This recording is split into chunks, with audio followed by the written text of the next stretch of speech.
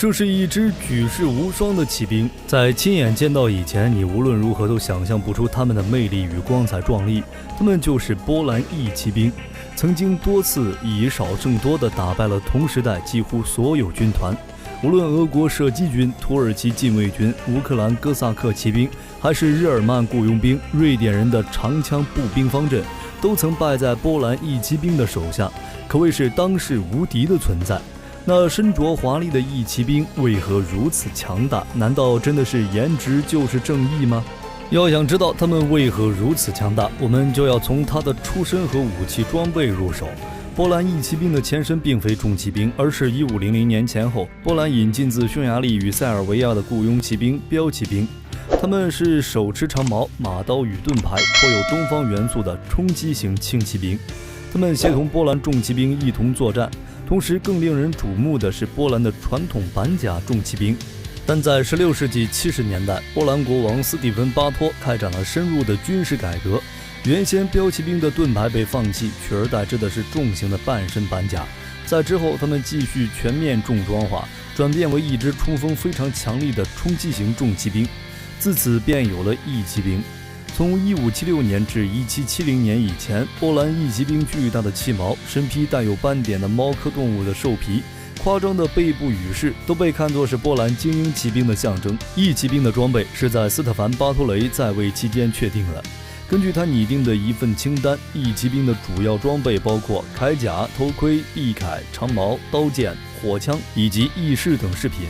我们先说翼骑兵的护具，主要有头盔、甲胄、臂铠等。最初的波兰甲胄多模仿匈牙利形式，后来逐步形成了波兰特色。和当时欧洲其他国家习惯将盔甲涂成黑色不同，波兰人的甲胄一般用闪闪发亮的钢板打制而成，在阳光下非常耀眼。翼骑兵的头盔则属于冠型头盔，通常后边有龙虾式尾巴，起到保护作用。前面多有帽檐，其他常见的装饰有高顶、面罩等，差别较大，没有标准的范式。各个部分也是通过铜钉固定。经过斯蒂芬重装化的改革定型后，翼骑兵的甲胄多为半身甲，一般为半龙虾状，即胸部为整块胸甲，在腹部则是由数块条状钢片通过铜钉连接起来，类似龙虾。也有将前面全部做成龙虾状的甲胄，肩、颈、手臂等部位的甲片也是通过铆钉连接起来。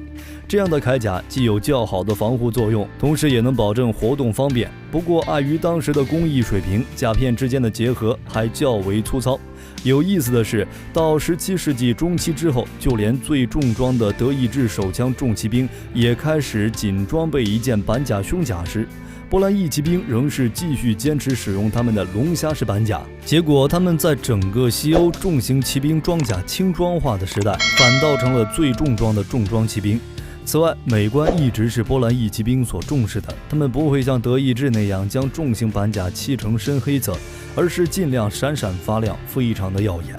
波兰翼骑兵的武器综合了东西方的元素，而马刀很显然是东方化的。有意思的是，自奥斯曼帝国向东直至远东地区的中国明朝，几乎所有地区的民族都钟爱长刃带有弧线的马刀。不过波兰人也会使用一种刃部较细、刃长可达到130到160厘米，被称为 Corsens 的穿甲剑。这种剑的剑刃更像是矛，甚至没有设计切割的剑刃，剑脊被设计成凸起，拥有一定穿透板甲的能力来对付重装部队。当然，这种形制的剑刃不适合劈砍。除此以外，他们也与西方骑兵一样拥有西式宽剑。波兰翼骑兵最有特色的武器就是他们被称为 Kopia 的骑矛，他们很有可能是欧洲对传统骑矛最怀有最后的情怀的重骑兵。在其他欧洲国家骑矛逐步被削弱或是濒临消失的状态下，波兰翼骑兵却使用较传统的西欧骑矛更巨大、更像是比赛用矛的巨型骑矛。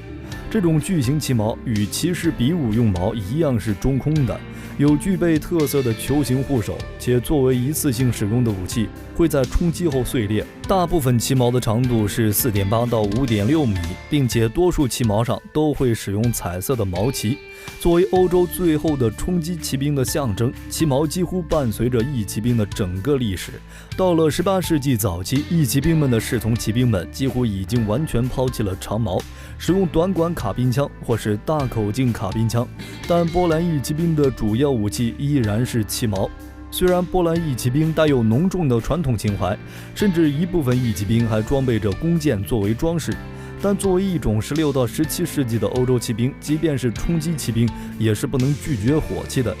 16世纪，翼骑兵在早期轻骑兵阶段是较为排斥火器的，不过在斯蒂芬改革之后，这种情况就完全不同了。翼骑兵会携带1支到2支手枪，到了17世纪中叶之后，翼骑兵开始使用比轮簧手枪更小、更可靠的利用碎石点火的碎发手枪。翼骑兵除了铠甲的颜值高外，其背后背着的羽翼应该是最吸引人，同时也是最让人疑惑的地方。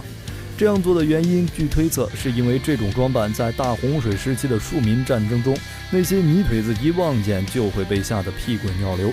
还有一部分历史学家认为，波兰翼骑兵最具特色的羽饰外观很可能来源于早期翼骑兵轻骑兵阶段时左臂盾牌上飞羽的绘画，以及固定在盾牌上的羽饰。从16世纪末开始，也许是为了不阻碍旗矛的使用，羽饰被固定在马鞍上，而经典样式那种固定在骑手背上非常华丽甚至有点怪诞的造型，则要到17世纪中期索别斯基对翼骑兵的复兴阶段。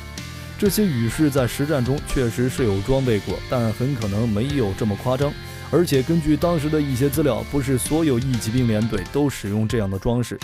翼骑兵作为波兰立陶宛联邦的传奇军队，不仅能攻破敌人的步兵长枪方阵，而且翼骑兵的明亮的盔甲和极富特点的翼饰更是为他们增添了无数传奇色彩，乃至成为波兰民族尚武精神的象征。其中著名的便有翼骑兵10胜，有兴趣的可以自己查阅一下相关资料，每一胜都是以少胜多，双方实力差距悬殊，但最后仍是翼骑兵获得胜利。波兰翼骑兵身上的武器可以说完全都是舶来货，几乎都不是本民族原创，就连他们本身都是外国传来后的本土国情产物。他们之所以成为那个时代波兰武装力量的代表，究其原因，除去那对拉风的翅膀、华丽的盔甲，还有就是实打实的胜仗。翼骑兵作为重骑兵最后的时代，成功续写了中世纪骑士特有的浪漫艺术。他们在广袤东欧用鲜血与勇气诠释了武德与秩序的含义。你是否喜欢这样的翼骑兵呢？欢迎在评论区留下你的看法，我们一起讨论。喜欢冷兵器的小伙伴请点点关注，本期视频内容就到这里，我们下期再见。